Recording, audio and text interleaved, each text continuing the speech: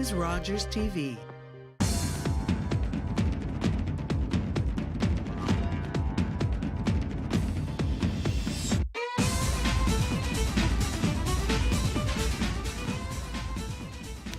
Hello everybody, my name is Jason Piercey and this is Out of the Fog.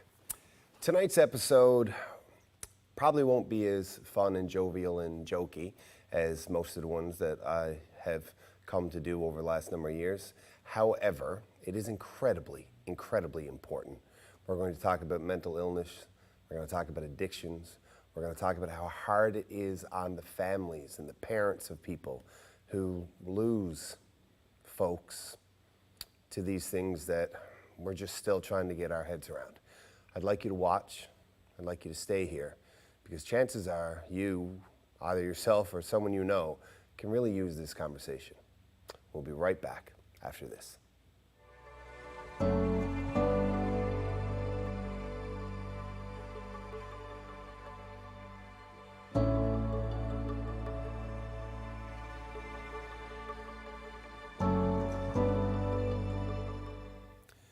Welcome back to Out of the Fog. Okay, just a quick heads up. This portion of the show has some dark moments and sad stories and what will feel like not a whole lot of brightness.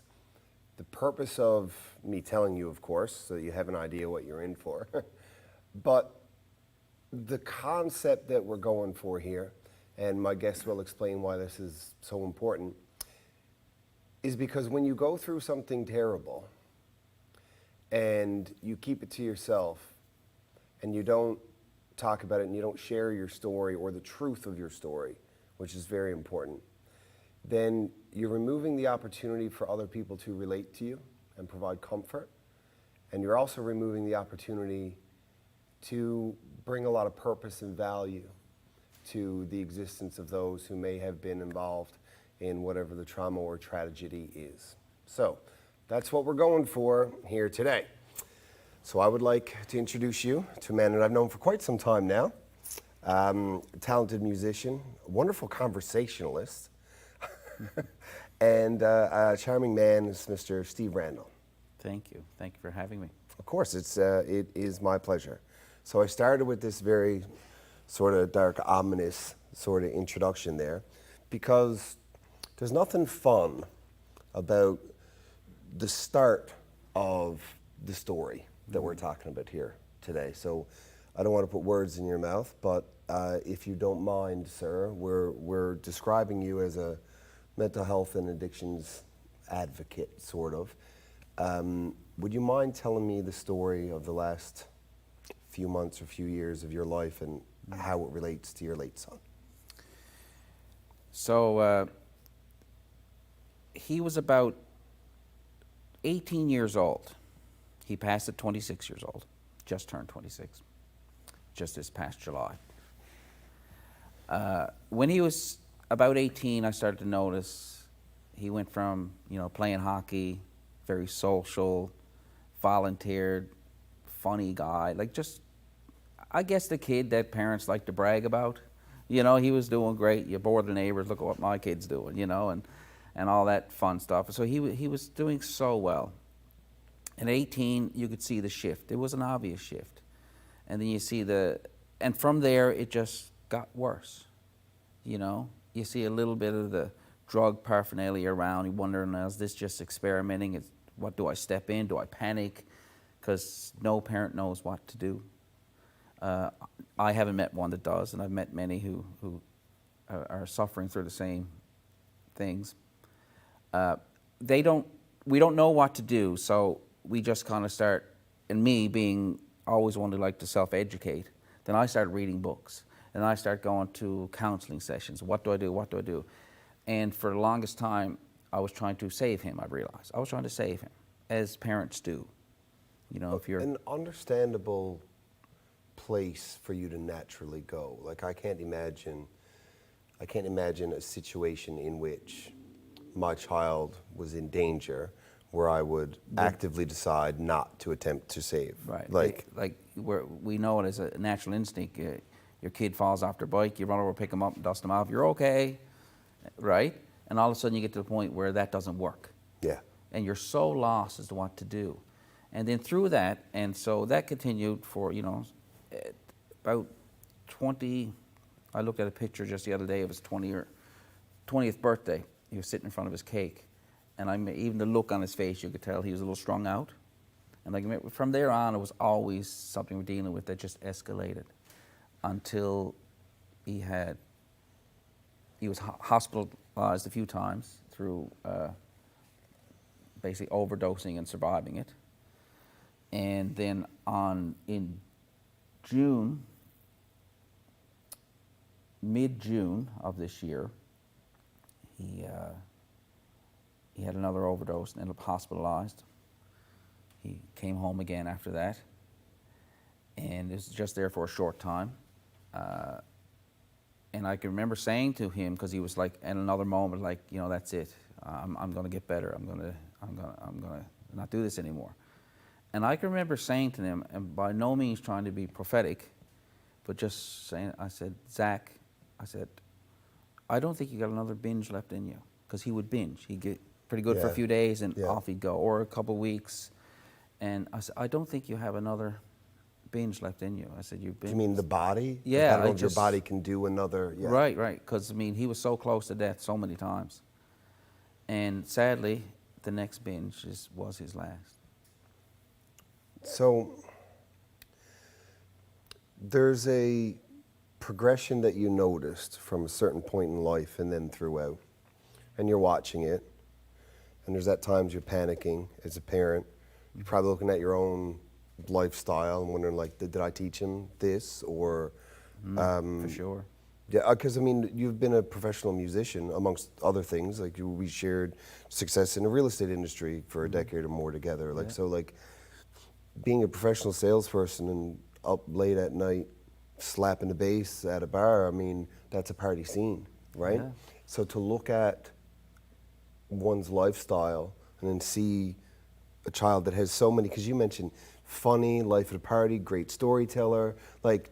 Those are dad's characteristics. Like to me, those are ways that, like, somebody said to me, "What's Randell like?" I was like, "Oh my God, you should hear him tell a story. Like he's the life of the party. Like he's always got a joke." And I do like to tell a story. Exactly, I know.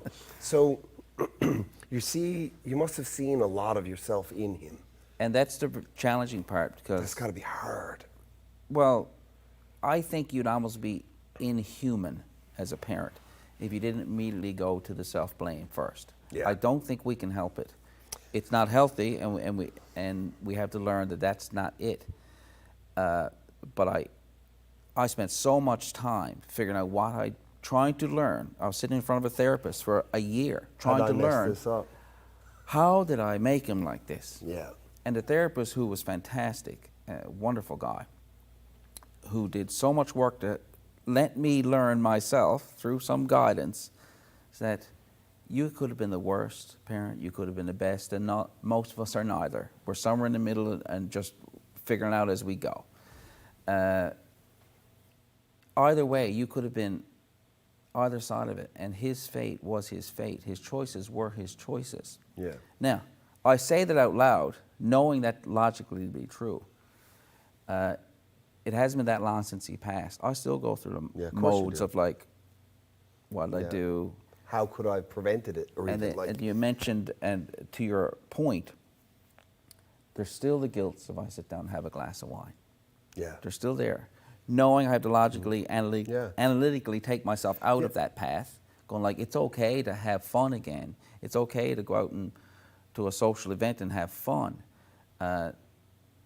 It's not so much of correcting the past, more so learning to live with, this will always be a tragic event. This will always be a tragic event. Yeah. It's not getting over it. It's learning to live with it. And listen, that's a work in progress. That is very much a work in progress. And part of what I was sort of trying to lean into when I started this conversation for you guys, for the audience, is you mentioned finding a way to live with it. It's a lot easier. I know, obviously we're not talking about the same things, but I went through some trauma myself, and giving it a purpose really giving it value and like making one of the worst things that has ever happened in your entire life, making it even a little bit positive to someone in some way can really dramatically like speed up the healing process and the acceptance of it. So you've noticed that a lot of people, since you've been vocal, like you don't have a problem saying, my son was a drug addict and he overdosed. So if somebody asks what happened to Zach, your answer isn't, oh, he died suddenly. Yeah. So you hit the nail on the head, and it's amazing how much this word has come up. Value. When I did his tribute at his funeral service, I had a few scratch notes. I tried to write something. And writing, as I said in the tribute, I said, writing a tribute to your own son is no easy task. But in that, I had written down the word value and a few more scratch notes of a couple stories I wanted to tell about him to let people know who he really was. He wasn't just someone who was dealing with mental illness, who was numbing it with the drugs. And I think that's important. Well, that's the connection. Yeah, I don't know if I can say this prophetically and with medical or scientific clout, but I don't think addiction can exist without some form of mental illness or untreated mental health concern. But everyone uses for a reason. And I think they're not just randomly using. You're hiding something, you're numbing something, For sure.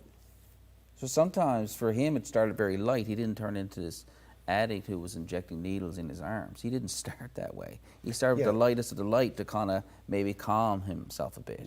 Or get through a social anxiety. That's how this stuff, but it spiraled for him, and sadly for him, he never got control of it, that it got control of him. You know, and like with all addictions, it only starts with your money. It takes your money first. That's the easy part. Then it starts going into every other aspect of your life. Takes your family, takes your health, takes your sanity. And in the end, it takes your freedom and takes your life. Yeah.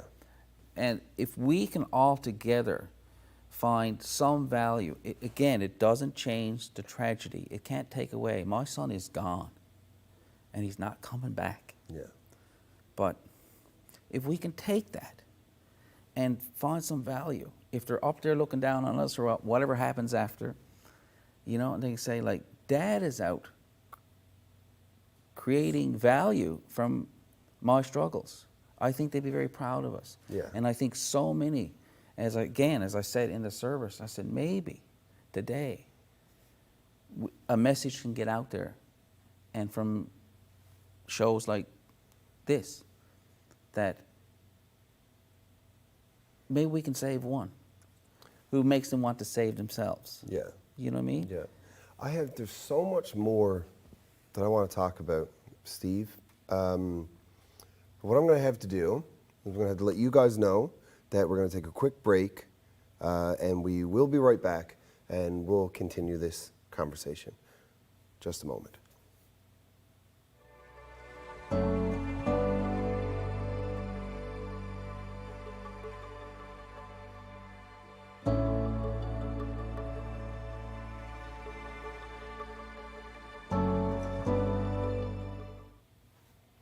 Welcome back, friends, to Out of the Fog. Sitting here with my old buddy Steve, talking about scary things, and talking about how to provide value to others and to heal ourselves by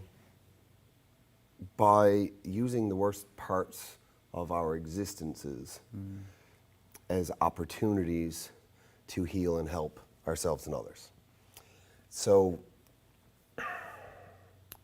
full disclosure to everybody who's watching, the intention was that our interview would have been over a few minutes ago, and I would have ended this show with something else, and literally stopped in my head as just before that break and said, the rest of this conversation needs to be heard, because as you were saying, there's people watching.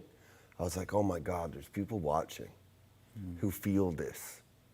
You're like you guys, either you or someone you know, or someone you love, or someone that just don't answer the phone anymore.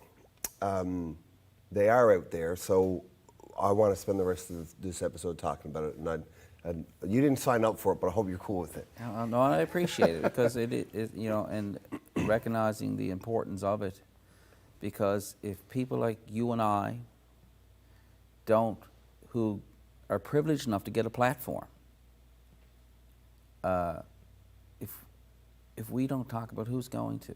If we don't stand there and say, no, we're not cool all the time, we don't have it all together, I still have mornings it's hard to get up. Yeah. But others can know it's okay. Yeah. It's okay not to be okay, not to be cliche, but it's so true. Like, let's talk about your experience since the funeral service and the tribute that you gave. People sort of almost like an overwhelming outpouring of support, love, just commiseration sometimes. the word I used was tsunami of love and support. Was unbelievable. I had calls from people I've never met, from people I honestly forgot I knew, because I hadn't seen them since I was 20. You know what I mean? Like, I said, oh, and literally all over North America. I mean, it was unbelievable, and it just made me realize. And it took a little while to come out of the fog of the initial tragedy. I hope you appreciate that you just used the phrase "out of the fog" naturally, without priming on "out of the fog." Wow. This is the I've been here, I don't know, 5 or 6 years now. This is the first time. We it's got happened. a first off? Oh yeah, I think that deserves. I think. Well, and here I am coming out of the fog, and but it's now I can look back a little bit, in even this few months, and realize what an impact and how people. It brought so many people together, and so many people had a story. And now I can tell my story. If nothing, we can lift the veil of shame. Yes. That too many people unnecessarily feel, because they're caught up in the, maybe I caused it.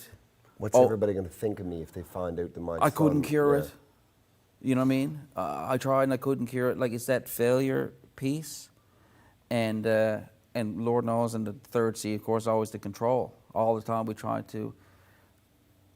The day he died, that morning I left the house about 7:30 to go to work. He was awake. I said, like I do, have a good day, see you later. I'm sure I told him I loved him, because I always said it. Just say, love you, kind of thing. And though I don't remember saying that, but I in my own spirit, I feel like I must have. It would be odd for me not to. Yeah. And I sure hope I did. And an hour later, he called me at work, started telling a story about where he's going and what he's doing. I'm like, Zach, every time you do this ends bad. You know it's a bad idea. Why don't you do this today? Maybe you and I'll leave work, or, I'll do this. And as I've done the control part 1,000 times, I sadly had a lot of experience in this, and I realized it came to a point, and after dealing with it for several years, came to a point I knew there was a point where I had to let it go. He's going to do what he's going to do. I can't control it. He's a grown man. Yeah. But yet, and he made his choices, and those were his last. I still sometimes, if I left work in that moment and just went back and stood by the front door, and maybe... If I didn't let him out. Right? So you still go through the control part. And I realized would I have delayed it? Maybe that time. Have I delayed it before? Possibly. Because I certainly tried a lot of control until I realized I had no control of anything but my own thoughts, my own attitude, my own reactions. That's the only part I think any of us really get. Yeah. Well, I mean, how could you control him when he didn't control him? Like, addiction removes the decision-making ability. Like, it's absolutely. not... It's really... Yeah. And every time I see, and sadly in this town, and I know I'm hypersensitive to it, but I spend time driving around downtown, like on the Sunday mornings, when the party's over. I do, and it makes me feel connected to Zach a little bit. Yeah. Because I see a little bit of him and all of those people are down there looking for some change or kind of rough and sitting on the side of the street and a blanket over them and those types of things. And all I can think is that we can get so immune to it and pass them by because they're just a bum. That word is thrown around. And I think, like, right now there's somebody broken-hearted that they're sitting there. Yeah. There's a sister, or a mom, a dad, They're all- a brother, they're all like, just people. like. So maybe the addiction is lost to them as they have lost their control, and that's likely what's putting them there, somewhere Yeah. between mental illness and addiction, because I believe it's rare, it's not hand in hand. Well, I mean, I think an addiction probably is also a mental illness in combination with like the dependency. Certainly, it has, like you said earlier, and it's true. I don't profess to be an expert. I've only lived it. I'm certainly not a medical doctor, but I've rarely seen it where I don't know if I've ever seen it where I could separate the two, where the two weren't tied together. That's why I always use the term mental illness and addiction, because I really believe they're just somewhere intertwined. I don't have all the expertise to tell you how and why, but the phrase recreational drug use, I think, is starting to make sense. Yeah. Because I don't know if I can even go into it. We've only got so much time left, and what I'd like to do, if we can, and obviously, like you said, you don't have the answers, and this is still the very beginning, but we're giving our audience contact information for you that they can send out an email to Steve Randell online. And we look after, we do it not as good a job as we should, and I think we all know this. People with mental illness, mental health concerns, addictions, we try. We try in our system, but there's pockets of space that seems to be sort of undefined of what category it falls into that somebody needs to look after these people. So if I was an alcoholic that had a heart attack, I would be admitted to hospital for my heart attack. But if I was an alcoholic that was drinking myself to death, where do I go? Right. And it's tough because we want to blame the broken system. I think we can all agree that, like, our healthcare system isn't perfect. We all know this. Like, that's not a shock to anybody. Parts of it are really great. I've been the beneficiary of parts of it that are really great. I have nothing bad to say about the trauma department. But if we could collect a group of people just through conversation and those emails, and reach out to Steve, maybe we could start a thing. A thing. I don't know what it is, just a thing. Because there's a space we don't serve people in. If you say to the doctors, you need to keep him, don't let him out. And they're like, we don't have a way, he don't fit into any of these things, we can't keep him. There's nowhere to keep him. So to your point, no blame to the system. I could sit here and talk about the holes in the system and get very angry because I feel that might have been part of the downfall that we experienced. But it's not going to help the people watching who It's have not the same going to help problem. them at all. So I would say this is that if we can help those people, those gaps, if we can help fill the gap, if it's only in a way of giving them a soft place to land. Yeah. And some days, and believe you me, I believe this to be true, some days it is handing out spare change and not judging the person, say they're just going to go buy beer with that or buy weed or whatever, right? Yeah. Like, that's okay, but you know what you did? You did something deeper. You were sowing a seed of kindness when so many people passed them and ridiculed them, made fun of them. Now, are you fixing their problem in the moment? No. And people say, oh, you're just enabling them. Well, I could have a whole conversation about that too. Yeah. But I think these people who are struggling with their mental illness and probably coping with it through some drug use of some sort, and then maybe the addiction and getting a hold of them, the addiction is first on everything then. as it does, it takes over everything. If we can help those people finding more soft places to land, if we can have a little more compassion, if we can have people who are, their families are dealing with, they're the next of kin, we'll say. If they have someone to go to for support, like the crazy amount of people that came up to me at the funeral service, since the funeral service, on the way here today, I got a message from someone I hadn't heard from in years, who had just heard the story. Yeah. Who would reach out to my sister to get a phone number, to was looking for me, to track me down. So I like the soft place to land. Yeah, and just like, and when I talk to these people, you're talking for a few minutes and their condolences, and we're very sorry for your loss, which is I so appreciate it. But guess what? Somewhere in that comes out, because my nephew, Yes. because my brother, So I think and I never knew. the message that I'd like to leave the audience with, and thank you so much for your time, Steve, is the soft place to land. And I had it put to me this way, and I think this will be a great way to end the show. It's a whole lot easier to put the bottle down, or put the needle down, put the pills down, if you got somewhere to sleep and you don't need to be drunk to sleep. Yeah. Thank you for your time. Ladies and gentlemen, we're going to take a quick break. We'll be right back.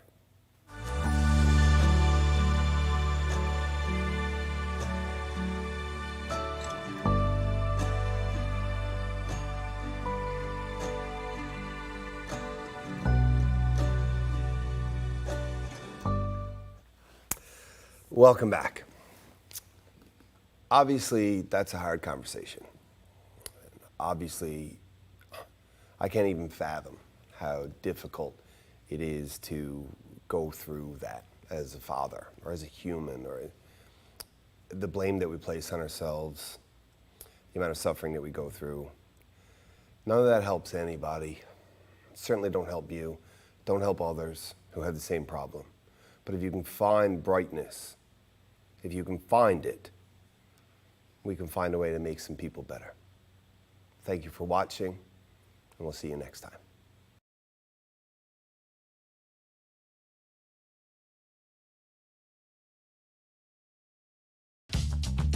This program is brought to you by Ignite TV. Now you're in command. Visit Rogers.com for more details.